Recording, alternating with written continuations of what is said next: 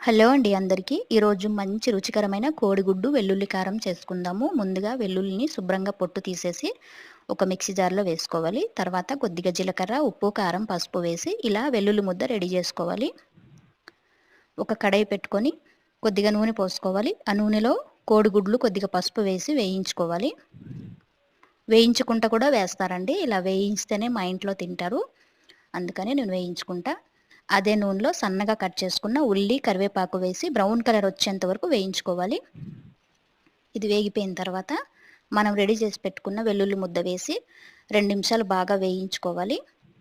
తర్వాత అందులోనే మనము పక్కన పెట్టుకున్న కోడిగుడ్లు కూడా వేసి శుభ్రంగా కలిపేసి ఒక్క 2 నిమిషాలు సిమ్‌లోనే పెట్టి మూత పెట్టుకోవాలి.